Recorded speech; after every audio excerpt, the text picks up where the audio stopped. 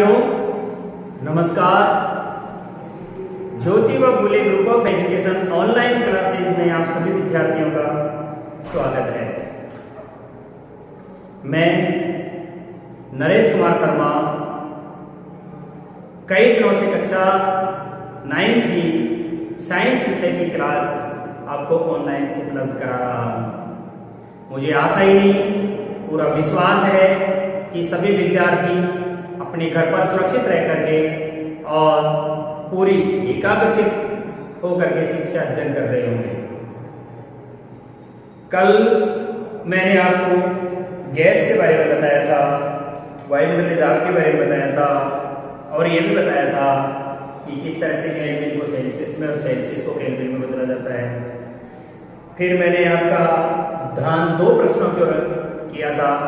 एक प्रश्न था आपका कि किसी भी पदार्थ के अवस्था परिवर्तन के दौरान तापमान स्थिर क्यों रहता है। तो जो ताप दिया जाता है वो अवस्था परिवर्तन के द्वारा क्या कर लिया जाता है, अवशोषित कर लिया जाता है। इसीलिए अवस्था परिवर्तन के दौरान ताप स्थिर रहता है। ये बात मैं कल आपको बता चुका हूँ। एक और भी बात बताई थी मैंने आपको कि प्रश्न नंबर 4 में वायुमंडलीय गैसों को द्रव में परिवर्तित करने के लिए कोई विधि सुझाइए। तो 2 विधियां थी। एक विधि तो मैंने बताया था कि या तो उसका ऊपर क्या करते हैं, हम दाब लगा देंगे, तो दाब लगाते ही गैस के कण पास आ जाएंगे और गैस के कण क्या नाम से वाष्प अवस्था से द्रव अवस्था में परिवर्तित हो जाएंगे। दूसरी बात ये थी कि हम उसका तापमान कम कर सकते हैं। तो तापमान कम करेंगे तो वाष्प है जो संघनन की क्रिया हो करके द्रव में परिवर्तित हो जाएंगे। अब आज हमारा पॉइंट है वाष्पीकरण।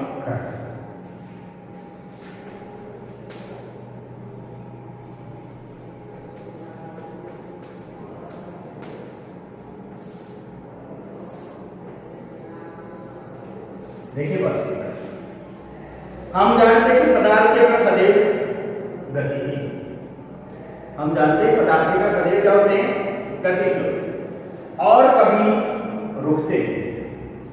एक निश्चित तापमान पर गैस, द्रव तथा ठोस के कणों में विभिन्न मात्राओं में गतिज ऊर्जा पाई जाती है। उस गतिज ऊर्जा के कारण ही पदार्थ के कण क्या होते हैं, गतिशील होते हैं। द्रव्यमान के अणु विभिन्न वेगों से गतिमान रहते हुए आपस में क्या होते रहते हैं, टकराते रहते हैं। सभी अणुओं की गतिज ऊर्जा एक समान नहीं होती है। ठोस के अणुओं की गतिज ऊर्जा अलग प्रकार की होती है, गैस के अणुओं की जो गतिज ऊर्जा है वो अलग प्रकार की होती है और द्रव के अणुओं की गतिज ऊर्जा अलग प्रकार की होती है। इसलिए हम कह सकते हैं ठोस, द्रव और गैस तीनों पदार्थों की जो गतिज ऊर्जाएं हैं एक समान नहीं होती है। कुछ अणुओं की गतिज ऊर्जा इतनी हो जाती है कि वे द्रव के तल को छोड़ करके किसमें बदल जाते हैं, वाष्प में बदल जाते हैं। अतः अणुओं के अधिक गतिमान होने के कारण द्रव से उसको भाप अवस्था में आने की इस क्रिया को हम क्या कहते हैं, वाष्पन या वाष्पीकरण के नाम से जानते हैं। अर्थात कहने का मतलब ये हुआ कि क्वथनांक से कम ताप पर ही द्रव के वाष्प में परिवर्तित होने की प्रक्रिया वाष्पीकरण कहलाती है। देखिए, तो सबसे पहले तो हम क्या कर देंगे, वाष्पीकरण किसे कहते हैं इसकी परिभाषा लिख देंगे कि क्वथनांक से कम ताप पर ही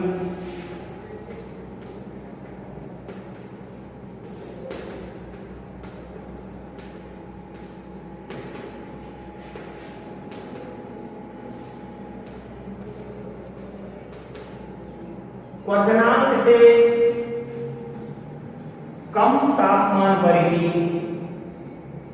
द्रव के वाष्प में परिवर्तित होने की क्रिया को द्रव के वाष्प में परिवर्तित होने की क्रिया को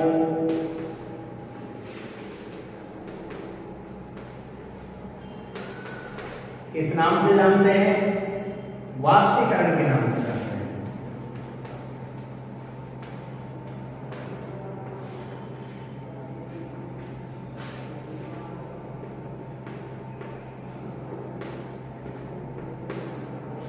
ये बात अपन पहले जान चुके हैं कि पदार्थ के कण निरंतर गतिशील होते हैं, पदार्थ के कणों में गतिज ऊर्जा पाई जाती है, सभी पदार्थ के कणों में एक समान गतिज ऊर्जा नहीं पाई जाती है, अलग अलग प्रकार की गतिज ऊर्जा होती है।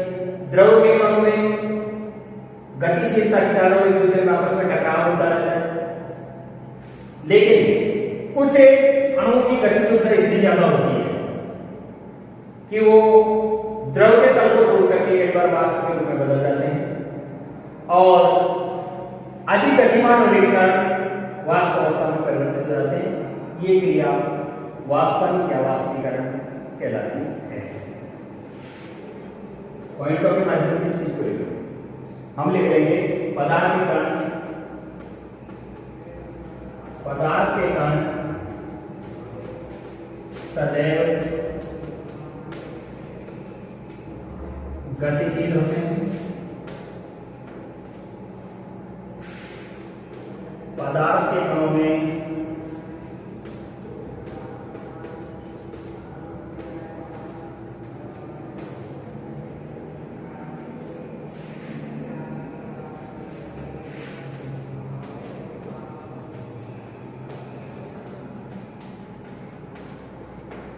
गतिज ऊर्जा पाई जाती है। सभी पदार्थ के कणों में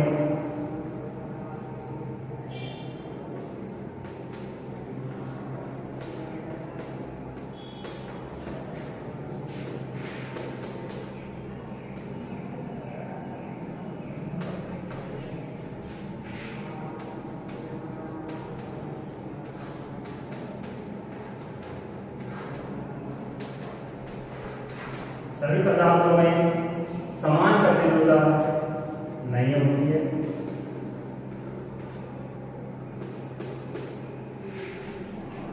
कुछ एक पदार्थों में इतनी गतिज ऊर्जा होती है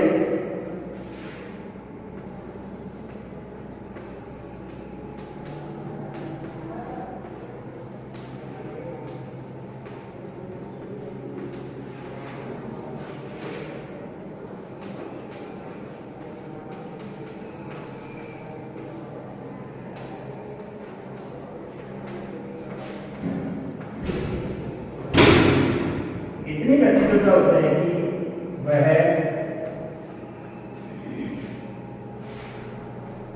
द्रव के तल को छोड़कर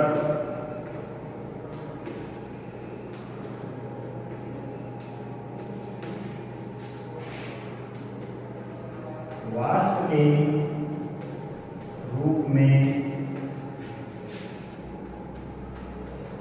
परिवर्तित हो जाते हैं।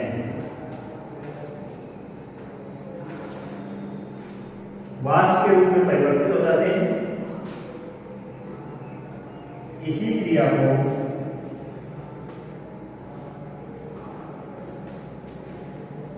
वाष्पन या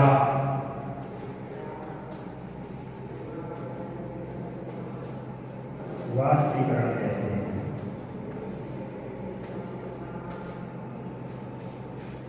यह आपकी वाष्पीकरण की बात हो गई। अब वाष्पीकरण को नया पॉइंट हमारा है कि वाष्पीकरण को प्रभावित करने वाले कारक कौन से हैं। देखिए कि वाष्पीकरण कैसे कैसे प्रभावित, इसको लिख लेना कि क्वथनांक से कम तापमान पर ही द्रव के वाष्प में परिवर्तित होने की क्रिया को वाष्पीकरण कहते हैं। सदैव गतिशील होते हैं, गतिज ऊर्जा पाई जाती है, सब गतिज ऊर्जा समान नहीं होती। इतनी गतिज ऊर्जा होती है कि वो द्रव के तल को छोड़कर वाष्प में बदल जाते हैं। यही क्रिया वाष्पीकरण कहलाती है। बहुत सीधा हो गया। नेक्स्ट पॉइंट पर हम चलते हैं कि वाष्पीकरण को प्रभावित करने वाले कारक कौन से हैं। देखिए इसको मैं मिटा रहा हूं, आपने स्क्रीनशॉट ले लिया होगा।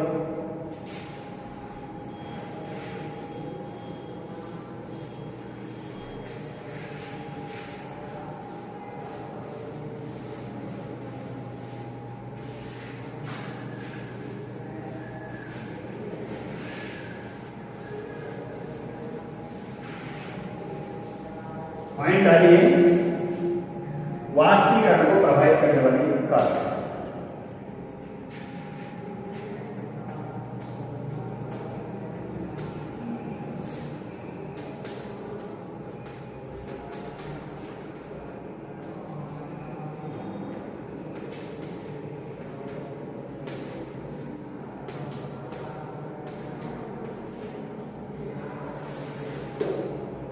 देखो,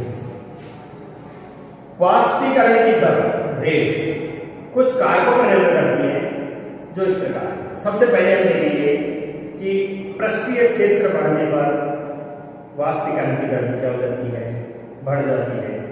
जैसे कपड़े आप दो एक समान नाप के एक ही कपड़े के टुकड़े लीजिए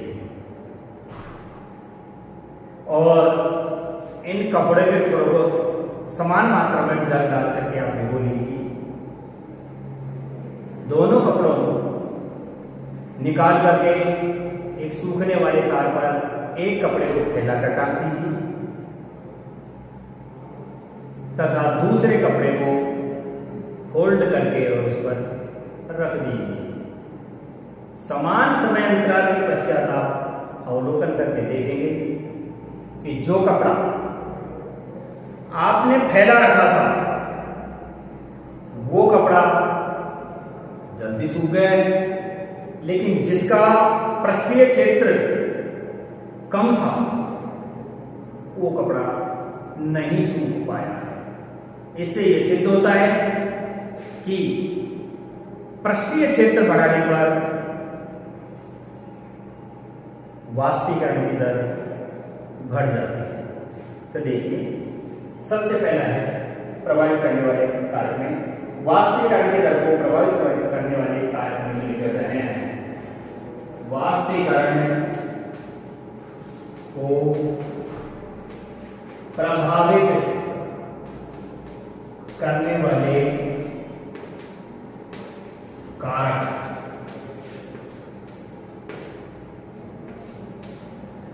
निम्नलिखित हैं।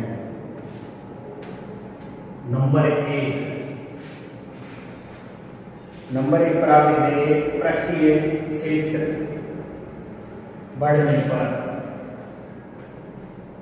पृष्ठीय क्षेत्र बढ़ने पर। देखिए, पृष्ठीय क्षेत्र बढ़ने पर क्या होता है, आप लिख देंगे कि हम जानते हैं कि वाष्पीकरण एक पृष्ठीय प्रक्रिया है। वाष्पीकरण एक पृष्ठीय प्रक्रिया है। वाष्पीकरण कैसी प्रक्रिया है? वाष्पीकरण एक पृष्ठीय प्रक्रिया है। पृष्ठीय क्षेत्र बढ़ने पर वाष्पीकरण की दर बढ़ जाती है।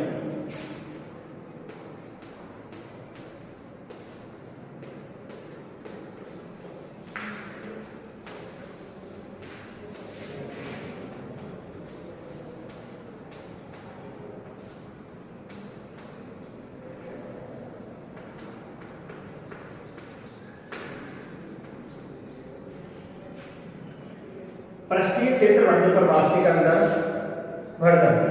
तीसरी बात, जैसे हम कपड़े सुखाने के लिए उन्हें फैला देते हैं,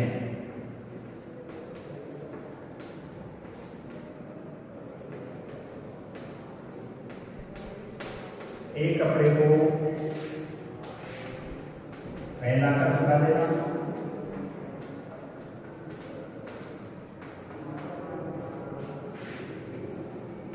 दूसरे कपड़े को बिना फैलाए सुखाना।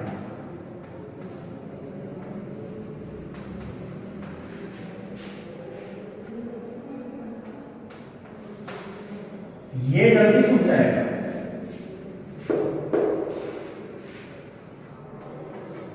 पहले नंबर का जो कपड़ा है फैला करके सुखा दिया, क्योंकि उसका पृष्ठीय क्षेत्रफल बढ़ गया है और क्षेत्रफल बढ़ने से वाष्पीकरण की दर भी बढ़ गई है। तो पृष्ठीय क्षेत्र क्या करता है? वाष्पीकरण की दर को प्रभावित करता है। दूसरा है तापमान में वृद्धि होने पर।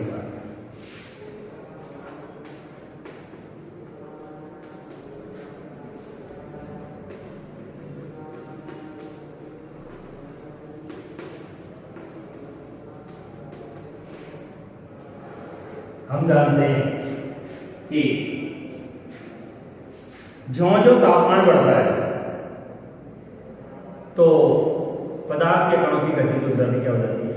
बढ़ जाती है।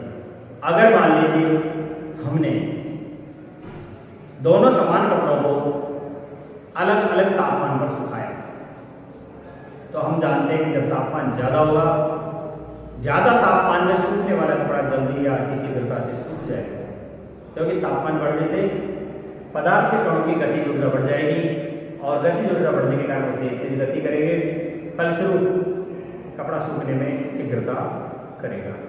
आप इस बात को भी जानते होंगे, जैसे सर्दी के दिन होते हैं, सर्दी के दिनों में हम अपने कपड़े सुखाते हैं तो कपड़े 2 दिनों तक, जिस दिन बादल रहते हैं या सूर्य दिखाई नहीं देता या धुंध कोहरा छाया हुआ रहता है, ऐसे दिन में 2 दिन तक हमारे वस्त्र नहीं सूखते। और एक गर्मियों के दिन होते हैं जब टेम्परेचर 45 डिग्री सेंटीग्रेड को पार किया हुआ होता है, 15 से 20 मिनट में हमारे द्वारा धो करके सुखाए गए जो सारे कपड़े हैं वो सूख करके तैयार हो जाते हैं। इससे क्या सिद्ध होता है?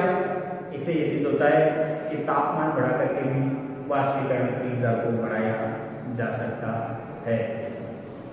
यहाँ लिखेंगे हम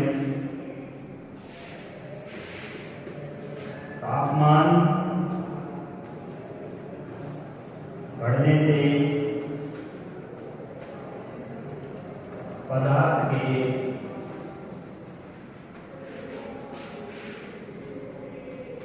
कणों की गतिज ऊर्जा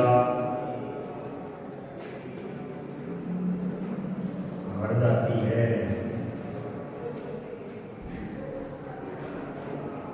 परिणाम स्वरूप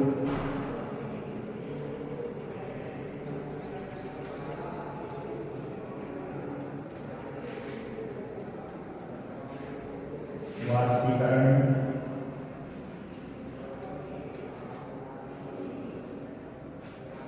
दर में वृद्धि हो जाती है।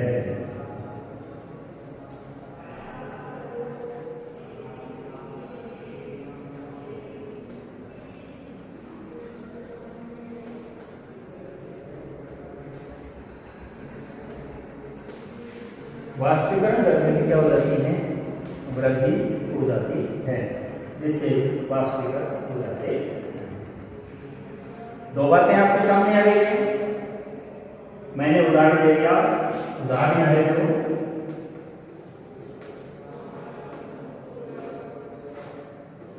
सर्दी के मौसम में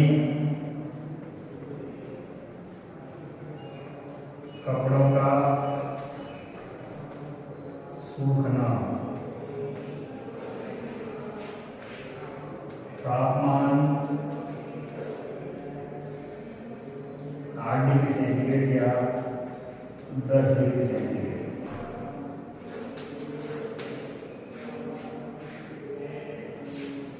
गर्मी के दिनों में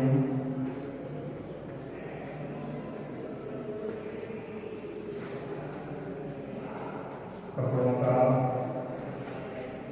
सूखना तापमान 45 डिग्री सेंटीग्रेड या तो इसमें कपड़े जल्दी सूखेंगे बजाय इसके। तो यहाँ ये बात सिद्ध हो गई कि तापमान में वृद्धि करके भी हम वाष्पीकरण की गति को बढ़ा सकते हैं।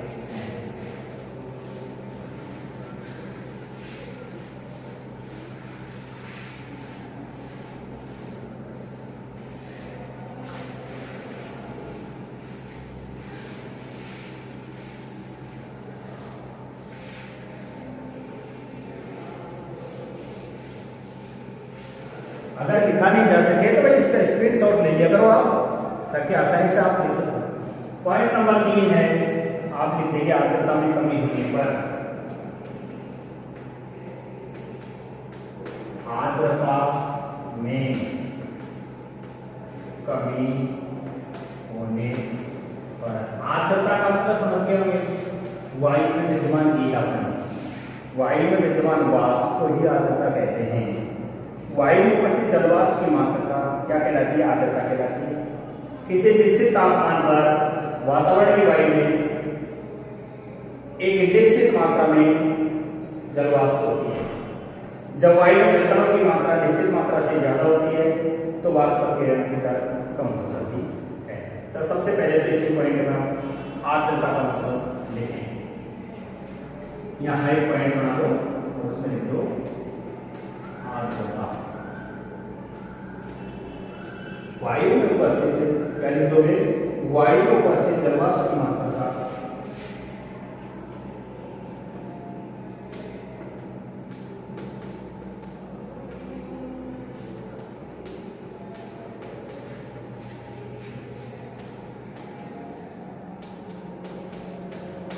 वायु में उपस्थित जलवाष्प की मात्रा आर्द्रता कहलाती है।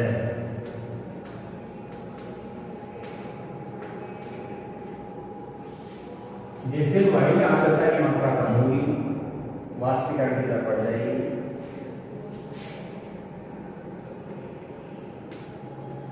जिस दिन वायु में आर्द्रता कम होगी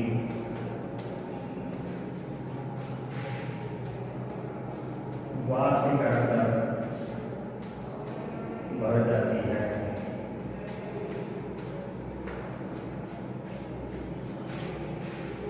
जिस दिन वायु में आर्द्रता अधिक होगी वाष्पीकरण दर घट जाती है।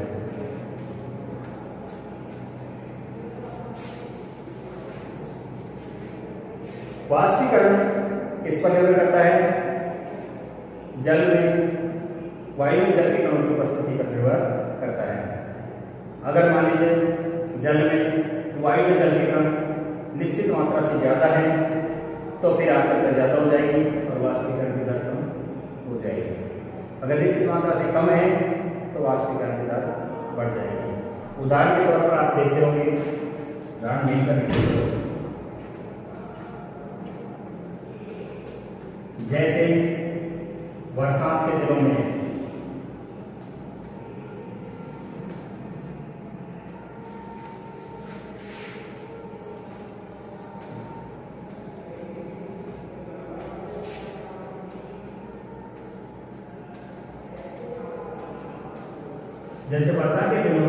वायु में जलवाष्प के कारण निश्चित मात्रा से ज्यादा होते हैं।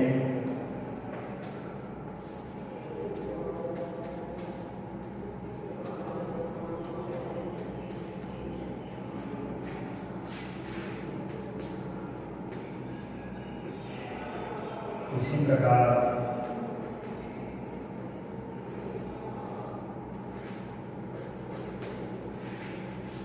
गर्मी के दिनों में वायु में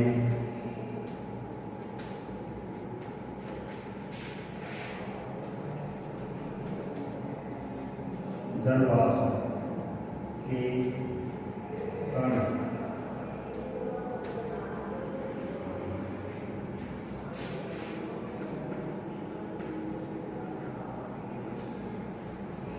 ये आर्द्रता कहलाती है। अब वायु की गति बढ़ने पर आपने लिख दिया होगा या इसका आप स्क्रीनशॉट ले लें ताकि मैं वाष्पीकरण पॉइंट को आगे बढ़ा सकता हूँ।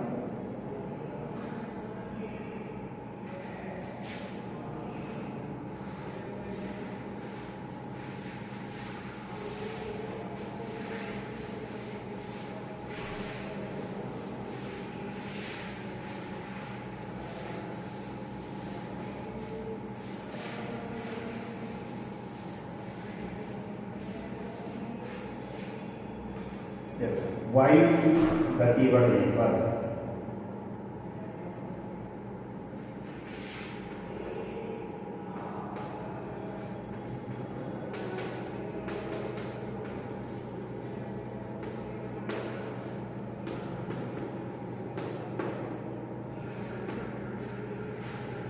देखिए, हम इस बात को जानते हैं कि जिस दिन तेज वायु चलती है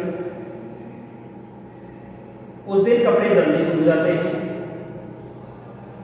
और वायु के तेज होने के कारण क्या होता है, जलवाष्प के कण हैं वो भी वायु के साथ उड़ जाते हैं।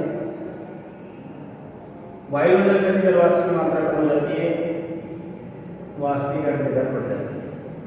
इसीलिए हम अक्सर जब कपड़े नहीं सूखते हैं तो उन्हें हम पंखे की हवा में लगा देते हैं, ताकि वायु के संपर्क में आकर के कपड़े से जल्दी वाष्पीकरण की गति हो जाए और कपड़ा शीघ्रता से सूख जाए। तेज वायु में कपड़े जल्दी सूख जाते हैं। यहाँ लिखेंगे, तेज वायु में कपड़े जल्दी सूख जाते हैं। दूसरी बात, तेज वायु में कपड़े जल्दी सूख जाते हैं। नंबर दूसरा, वायु के तेज होने के कारण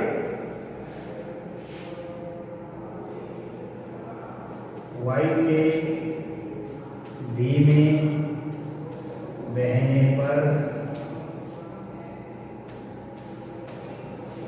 कपड़े धीमे सूखते हैं।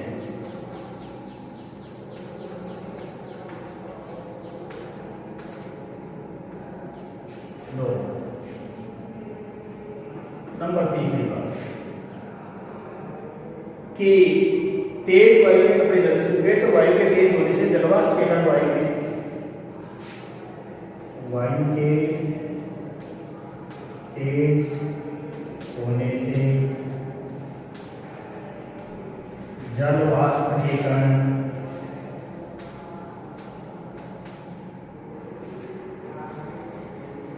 वायु के साथ तेजी से हो जाते हैं। परिणाम स्वरूप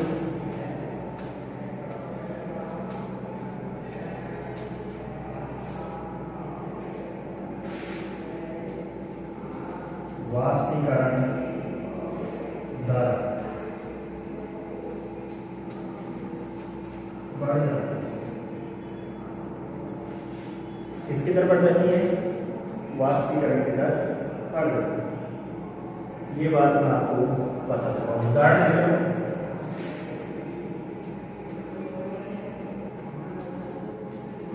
कपड़ों के में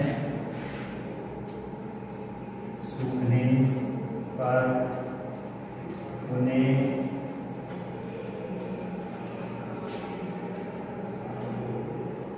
जोर से हिलाना या पंखे के हवा में लगा देना।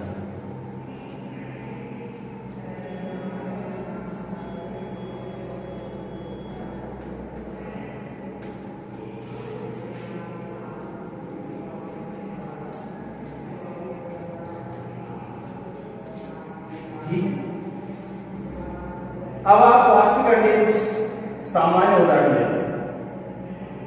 ये बात आपको यहाँ तक ही आपके समझ में आ गई। आप या तो इसका स्क्रीनशॉट ले लें या फिर आप इसे लिख लें। अब मैं आपको इससे आगे बताता हूँ कि वाष्पीकरण के कुछ सामान्य उदाहरण क्या है।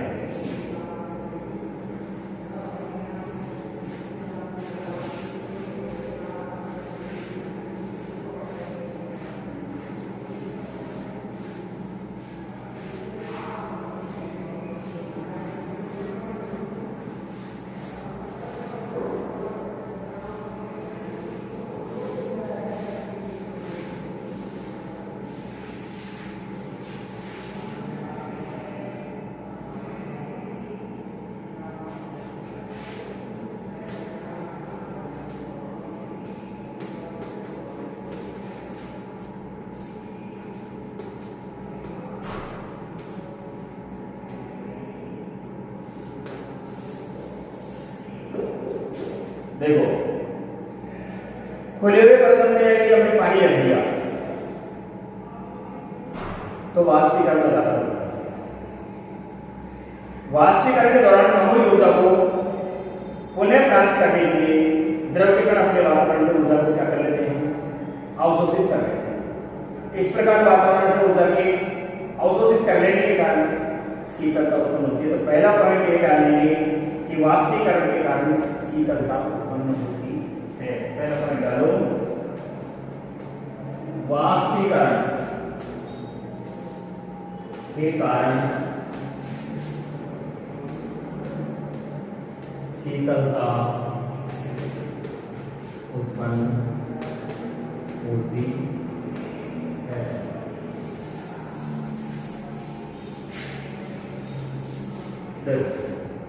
लिखेंगे कि खुले हुए बर्तन में रखे द्रव में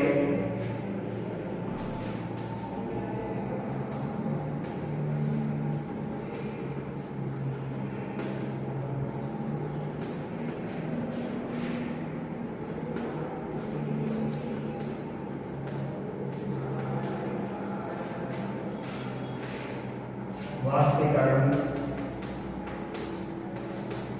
लगातार होता है।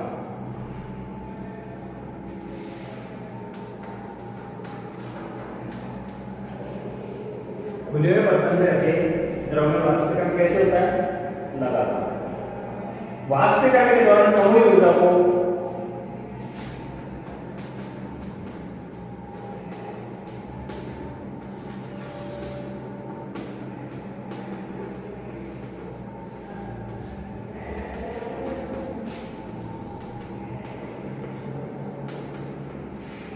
वाष्पीकरण के दौरान कम हुई ऊर्जा को क्या किया जाता है, पुनः प्राप्त करने के लिए द्रव के कण पुनः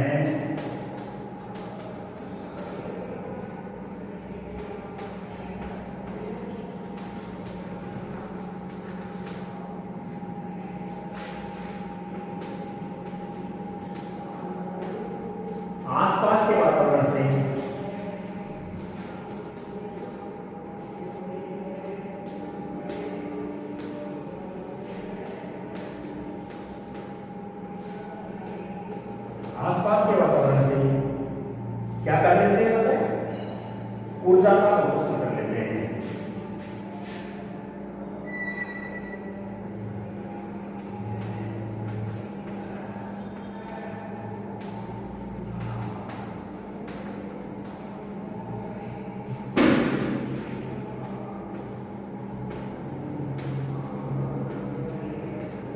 आसपास के वातावरण से ऊर्जा का अवशोषण कर लेते हैं, जिससे क्या होता है, इससे वातावरण में जिसकी मात्रा कम हो जाती है, किसकी मात्रा कम हो जाती है, इसमें तापमान की मात्रा कम हो जाती है और वातावरण में शीतलता उत्पन्न हो जाती है। परिणाम स्वरूप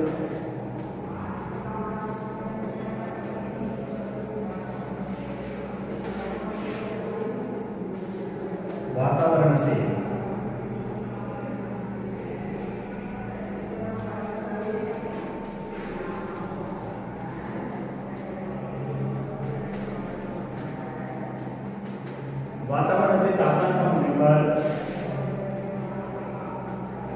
शीतलता का अनुभव होता है। इसका अनुभव होता है, शीतलता दूसरा। इसी प्रकार तेज धूप वाले गर्म दिन के पश्चात अपने छठे या खुले स्थान पर हम जब जल छिड़क देते हैं तो क्या होता है, जबकि वाष्पीकरण की मुक्त ऊष्मा गर्म सतह को शीतल बनाती है। जिस दिन अधिक गर्मी पड़ती है और हमारे मकान की छत गर्म हो जाती है।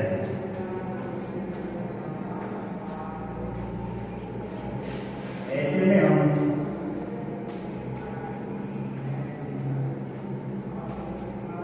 छत पर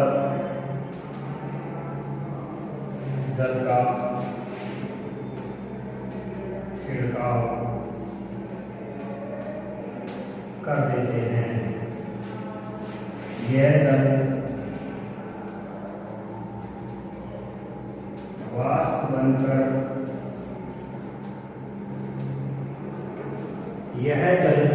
वाष्प बनकर अपने साथ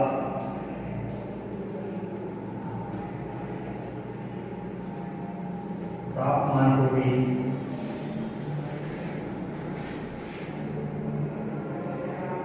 ऊपर उठा देता है। परिणाम स्वरूप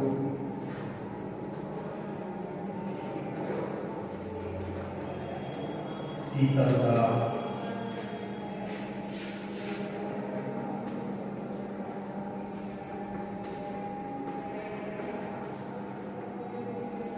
उत्पन्न हो जाती है।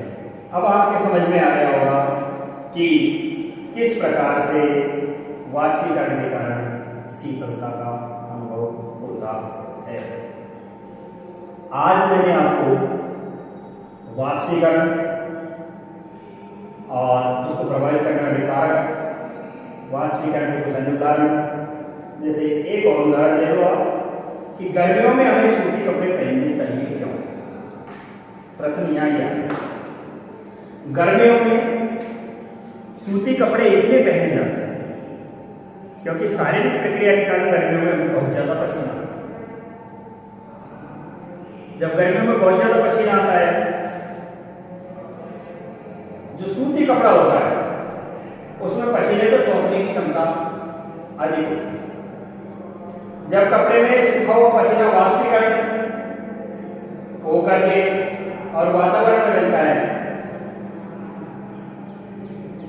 तो वातावरण से ये वाष्प के कणों के रूप में उड़ जाता है। इसमें जो प्रसुप्त ऊष्मा है वो वहां शीतलता उत्पन्न कर देती है। परिणाम स्वरूप क्या होता है? हमें शीतलता का अनुभव होता है। एक और बात कि सूती कपड़ों में पसीने को सोखने की क्षमता भी ज्यादा पाई जाती है, इसलिए हमारा पसीना इसमें अधिक अवशोषित होकर के वायुमंडल में सरलता से वाष्पीकृत हो जाता है। इसी तरह से बर्फ से यदि भरा हुआ आप एक गिलास रखते हैं तो उस गिलास की बाहरी सतह पर आपको जल के बूंदे दिखाई देंगे। क्यों? क्योंकि वायु में उपस्थित जो जलवाष्प है वो जलवाष्प की ऊर्जा ठंडे जल के संपर्क में आ जाएगी और कम हो जाएगी